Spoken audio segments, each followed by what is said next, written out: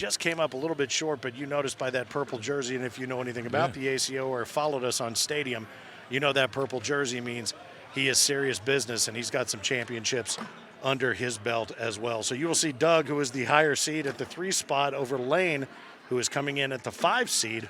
Doug will be throwing out of the blue lane as they wrap up their down and back. And Lane has taken out some heavy hitters during his little run to get to this position, too. I just saw him take down my pick in the singles.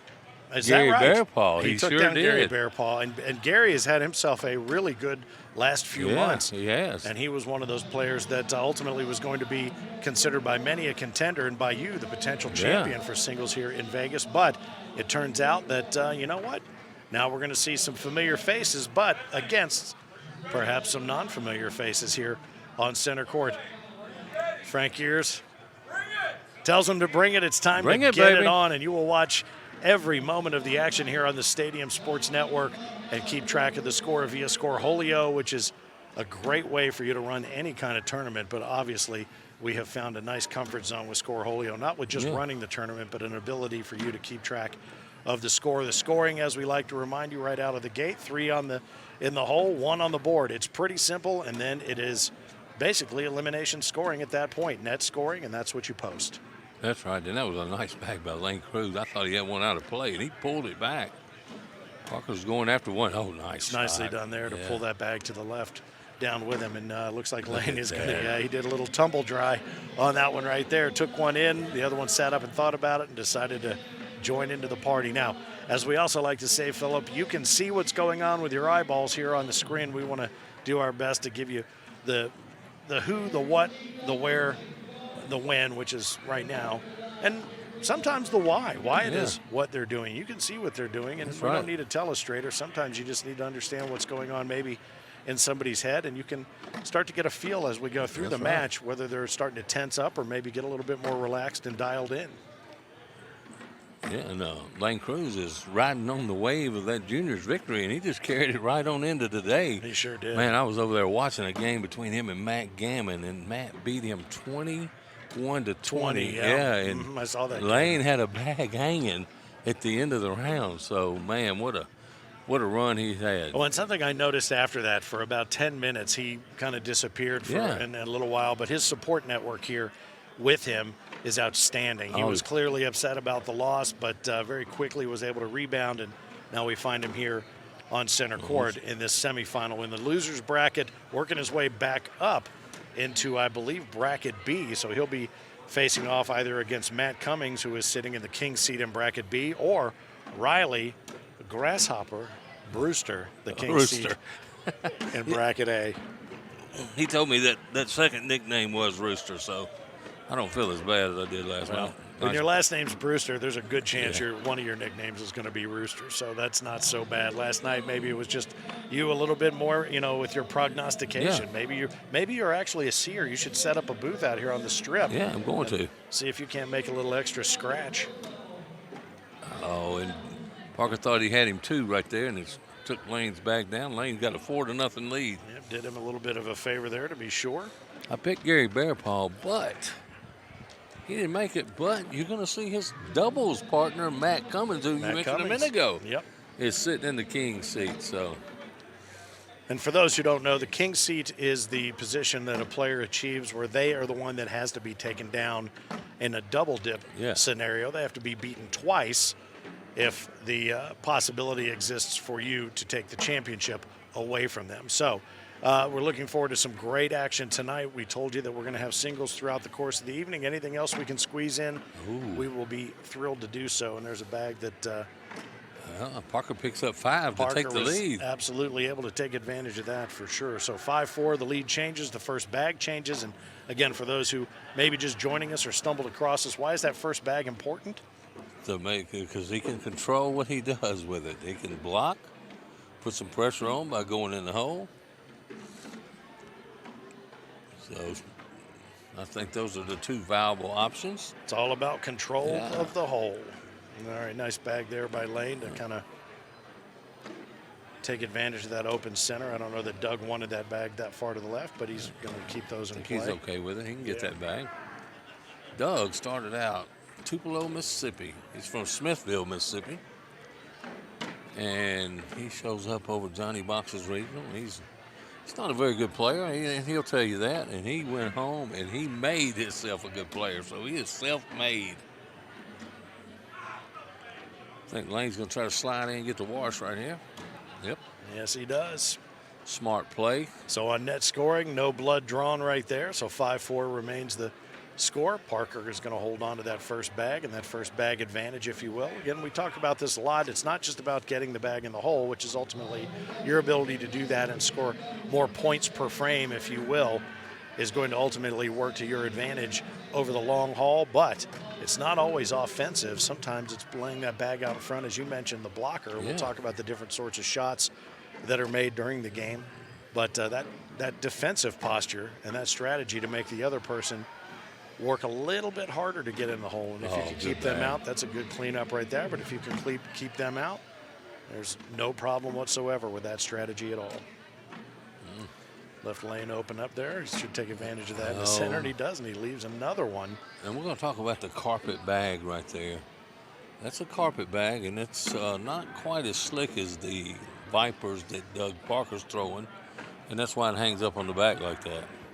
And you mentioned the fabric, the reason that we talk about the fabric again. And some of this, for those who are initiated in the world of cornhole, is perhaps a little bit redundant. But for those who don't know, and those who are maybe just casual players or social players or tailgate players, you might not even realize that most bags now are made with a stick side and a slick side. And they may be imperceptible to the touch, but ultimately the players that know how to use them know which is going to give them a little bit more of an opportunity to control the bag when it lands on the board versus being able to use it to slide and push bags around the board. And that fabric you mentioned, there's different kinds of carpet, and there's a dirty bag that'll need to be swept out. And Brock Beasley happy to step in and do that. Brock, who was in the winners or in the juniors mix last night. I think he finished fourth. Finished third or fourth. He sure did. Yeah.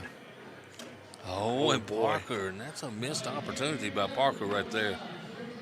And Blank can get the wash right here. He'll be a happy camper after leaving that bag short. And he does. Outstanding. All right. Well, we're also happy to keep an eye on any comments that come through as we continue through these matches over the course of the night.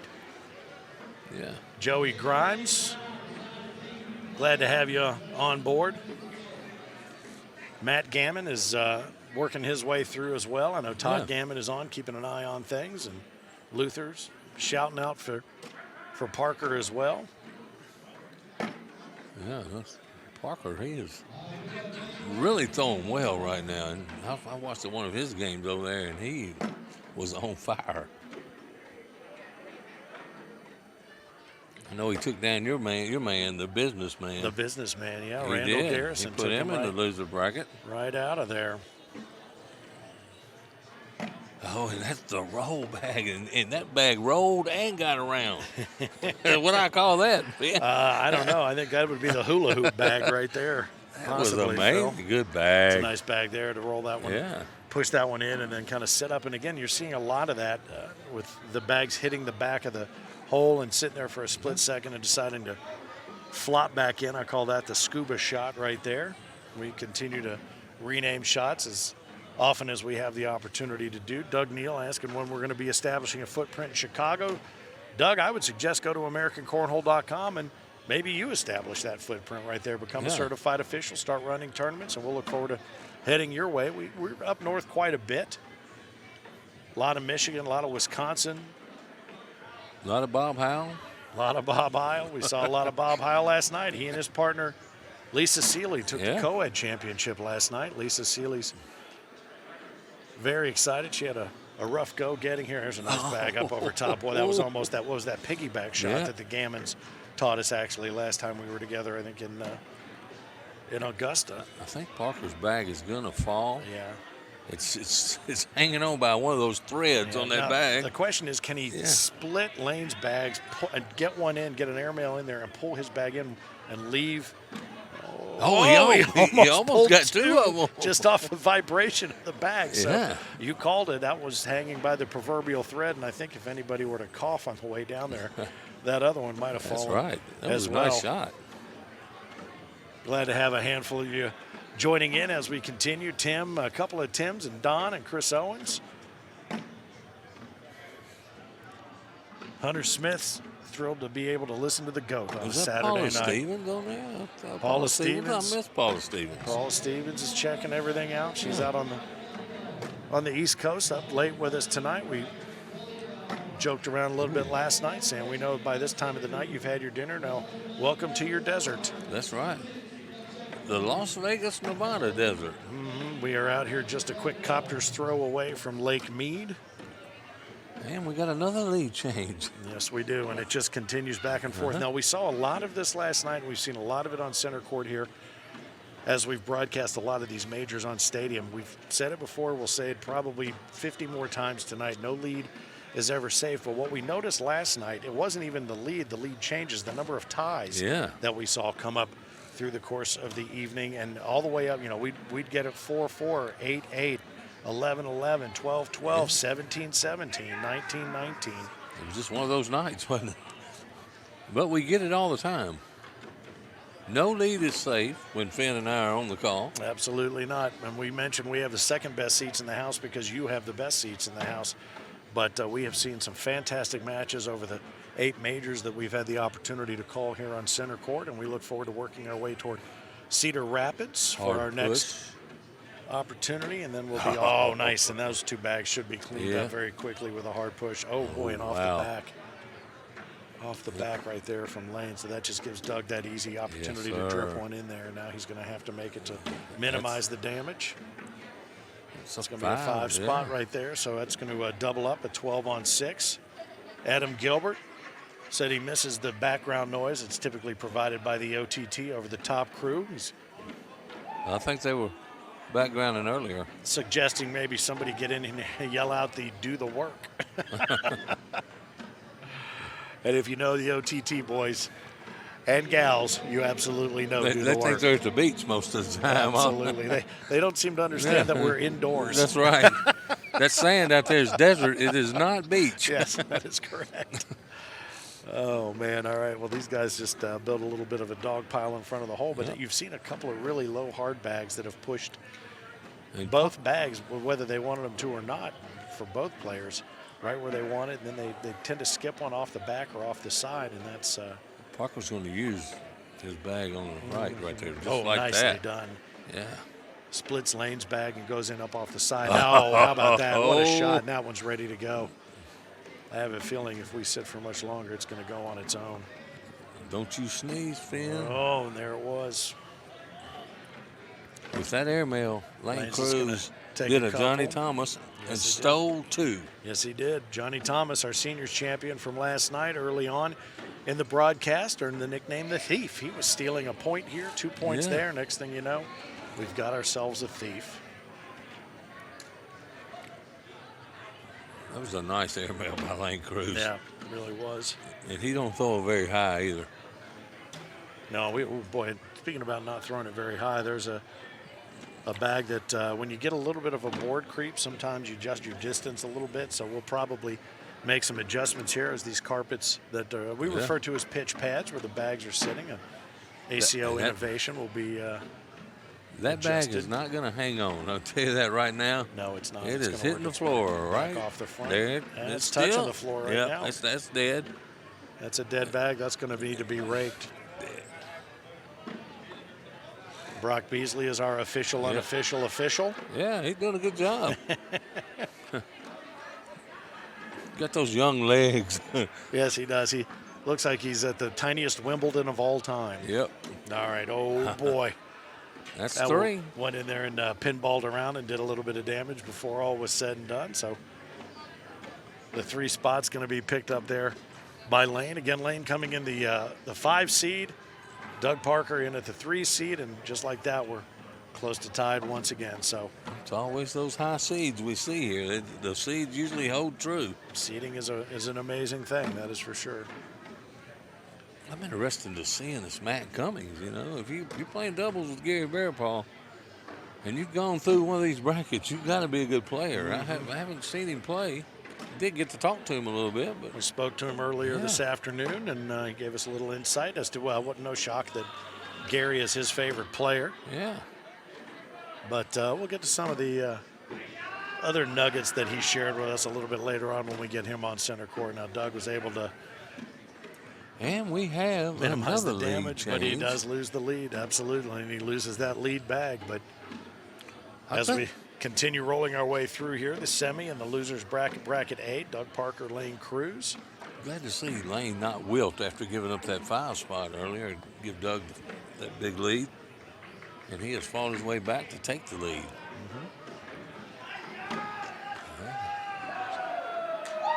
Is that the over-the-top crew we hear right there? I don't believe it is. I believe the Las Vegas crew has showed up in full throat. They're having a good time. We have players from as far away as Alaska again. Oh, that's a nice bag there. Getting up and over, and that was a little hippity hop kind of bag That right was there. almost the Todd Gammon piggyback Almost bag. yeah, almost that piggyback. I don't know that you could call that an airmail. It kind of jumped around and took one with it.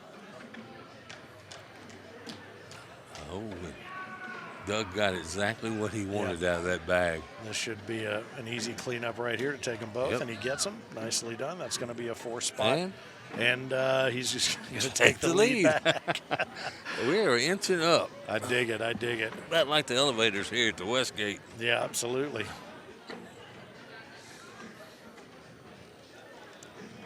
So many, Philip, checking everything out, all the action here, and wishing they could be here. And I tell you, we've had over 300 players come out to be here at the Westgate, and we saw some great competition last night in our women's division out of an Orange County West Coast player. Yeah. Orange County, California. Winnie Chacon came in and had a good battle with Jordan McDaniel. Jordan ultimately conceded victory to Stacy Van Gilder, who had a smile on her face, I think, throughout the evening while she was sleeping. Still does, by the way. Absolutely, no question. Nicely cleaned up there by Doug. And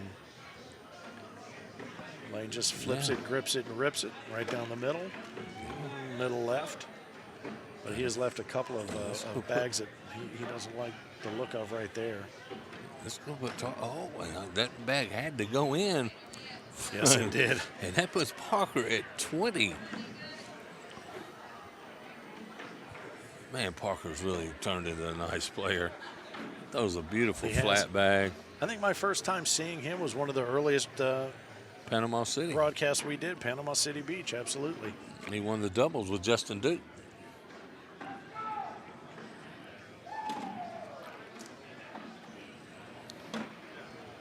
Oh, and he just opened the door for Parker to finish this game off. Well, with 2 bags left in hand, you've got to figure something's going to happen. Yeah. To pull this, to bring this home for him. But Lane has pulled off some magic tricks in the past, and we shall see. And that was one right there. That was a great bag. No, I don't know if there's enough there to. He may go get that, though, with the 20-13 lead. Pull the full Salvador Dali. Lane might have done him a favor right there. Loosened it up just a little bit on the backside of that hole. There he goes. No, he didn't. Playing it safe. He actually tried to get that other bag. Oh. Did you see Parker's bag move right there? I did. Oh, come on now. Come on now. Yeah, now, give me the tater, man. Come on. Yeah, come on. Let's get down there and let's get it going. Lane got a little inside his own head there for the last couple of minutes, and it's up to Parker to pull him up and out of it. Yeah, Parker. I thought his bag almost fell right there. Yeah, a heck of a way to lose a game. That would not be any fun whatsoever if you just did it by virtue of proxy vibration. That could be it right there. That could be the one that's not retrievable. It's not Lane. He knows. Tries to throw a block right there. Does that have any choice but to try to play defense? And that's nicely put out of the way by Parker, and he's going to try again, but this one's going to come in and around us, take that center spot. Oh, he's not. He's just going to stack it up low. Well, there's nothing that can be done here. No, he can maybe piggyback. He's going to go take a look at it. I don't blame him. Yeah. Well, if he pulls this one off, you're going to have to spend the rest of the night working this yourself, because I'm going to be out partying with him. I'm going to tell you what. I saw him make a similar shot over there against Matt Gammon. The bag might have been a little bit closer to the hole, but if it was, it wasn't much. No. And he made that. Yeah. Each player allowed 2 timeouts per game, so that timeout taken there by Lane. He walks back as if to say, I don't know if I've got this one in my kit bag, but I'm going to give it a shot. I love that veteran move by Doug Parker, putting that bag right there behind it, where he has no shot. I really thought he was just going to try to go in and finish it, but you know what? Either way, I think I've misjudged a couple of shots over the last few tournaments that you've said, no, it makes more sense to play the defense. Yeah. I'm always offense, offense, offense. Oh, he's coming in hot and spilled some water, and that's going to do it. I do believe, and boy, these guys are going to go collect their bags. And we saw Lane Cruse last night. He typically gets in there and gets those bags out quickly and banged his finger up last night. But Taters, Doug Parker, so Douglas Parker will move along into the next round. ACO, we are Cornhole.